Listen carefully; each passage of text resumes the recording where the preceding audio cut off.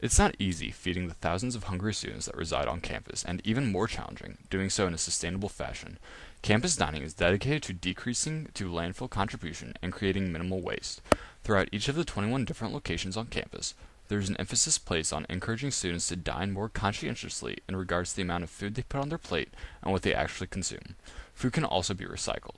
An estimated 250 tons of waste is produced by students every year. Instead of that food being dumped into a landfill, however, it can be converted into nutrient-rich compost. Campus Dining works in collaboration with Bradford Research Farms on a composting project entitled Composting in a Zero Carbon Footprint System. CDS also encourages students to save energy and reduce waste by implementing a trayless policy. This policy also helps students make more conscientious decisions when selecting food options and actually decreases the amount of food the students take. As a result, going trayless can reduce food and beverage waste up to as much as 25% and save as much as 15,000 pounds of food per month. Let's go talk to the head of dining. Bradford is. We first connected with some folks out there. I've been here about 9.5 years now, and we first connected with Bradford probably about 7.5 years ago.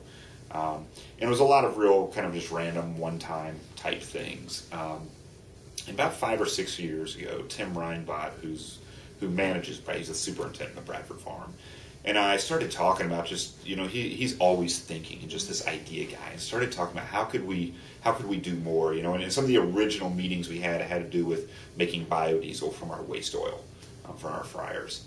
And that never really went anywhere at the time. And then we got talking about composting. And all along the way, at various times, Bradford would do some vegetable trials and things, and they would say, hey, we've got, a couple 100 pounds of tomatoes, you want to buy them? And we'd be like, sure, bring them over, we'll buy them. But there was this longer term vision of how could we start composting and get students involved with that and start growing more vegetables that then we could buy at campus dining and send back a compost, put it on the soil, and do this whole thing. So through how was this, 2013, 2011, in early 2011, Tim had put in for a couple of, so we had a vision for this composting facility. The big hang up, someone had to pay for it, right?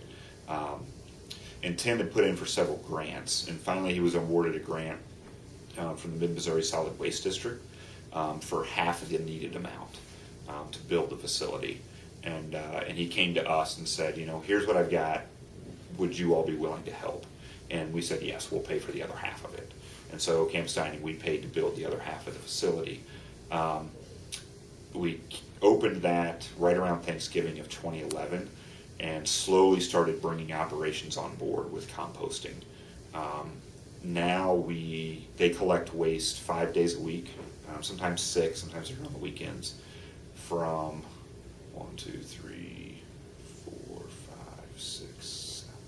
7 facilities, I think,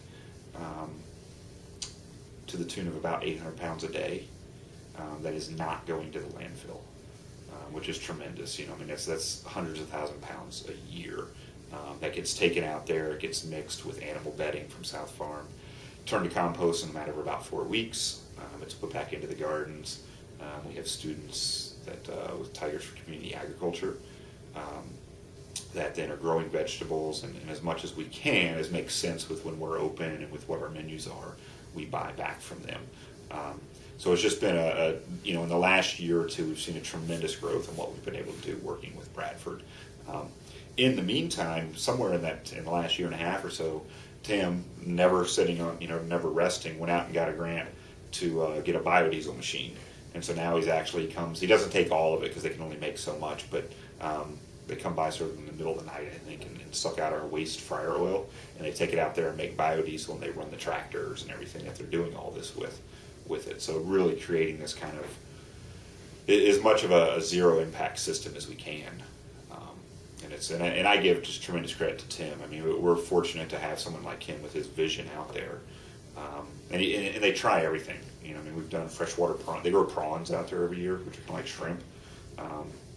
And every year when they harvest them, this year it was just about 2 weeks ago, and Ray, who manages that program, sends me an email. I think it was Tuesday. He says, tomorrow we're going to drain the first pond. I'll get you a count. Let me know how much you want. And so they drained and harvested them on Wednesday, and Thursday at lunch we had these prawns on the menu.